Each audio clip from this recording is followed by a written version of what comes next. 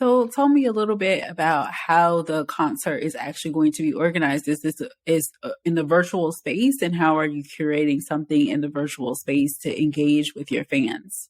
Yeah, I mean, it actually, I think it probably sounds more complicated than it is. It's like almost kind of like a live stream, or kind of how like this works, where there are different guests. And one of the benefits of actually having,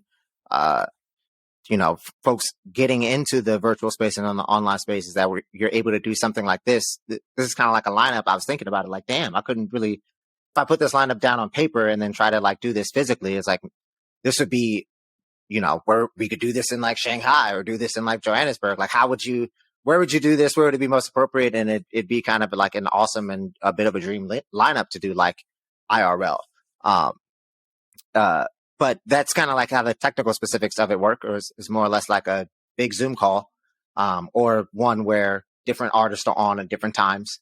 But we're going to host it in the virtual world on Mozilla Hub. So you'll be able to enter into it on your desktop or on your phone or on your VR device, in order to both watch the live stream, but also explore the 3D playground, also audio chat with other people who are like in the vicinity. You can upload an avatar, that kind of vibe. So it's a lot of, it's interesting because like the term like metaverse like hit like, critical mass around the same time that the project came out. And so there are different folks on like Decentraland, and I think, look, art is art, if it's good and compelling, let's go for it. But if it's trashy and bullshit, then, forget about it. But there's stuff on like Decentraland that you can work on and things like this. Mozilla Hubs is like free and open source, so really anybody can access it. But this does include, higher tiered options, things like NFTs that you can purchase. For folks who are into that and, want to purchase, things like that, you can also access that from the site, but it's free and open and accessible to everyone and anyone. So that's really important to me. So with the kind of surgence of the metaverse, when Mark Zuckerberg kind of introduced that, and then, the pandemic kind of really priming people to enjoy or consume virtual spaces, how do you see this movement for music and art and the metaverse to kind of work in conjunction with each other? Like, what ways are you planning on using that, and what ways do you kind of see it progressing in the future? Yeah, I think like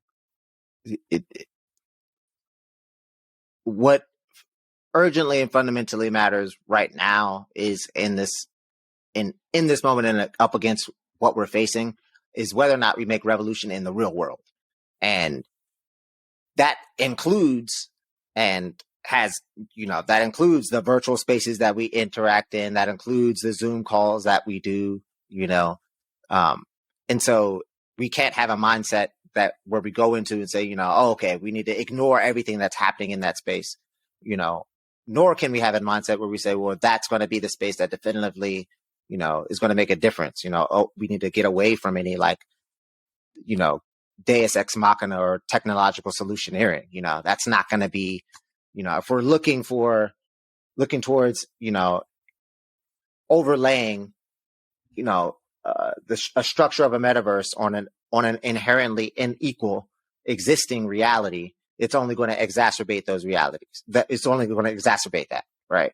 And so the question becomes like, how do you actually use this as a tool to actually,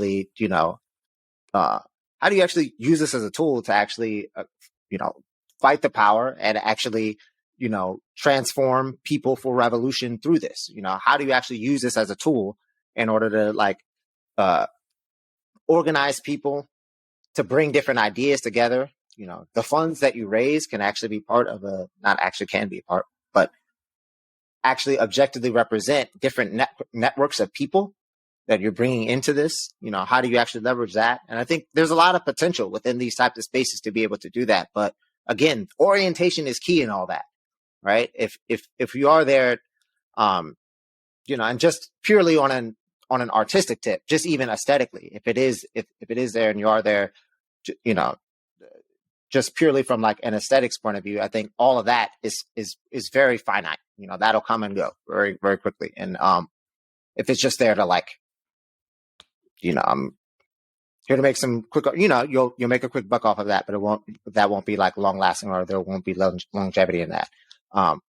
And then it also becomes down to a deeper question of like, well, what is the actual world that with your art you are actually representing for and fighting for? Are you keeping people locked within the conditions that we're in now? Or are you helping to break those? And so, yeah, I mean, I think it isn't a sort of thing where it's like finitely or uniquely one thing or the other.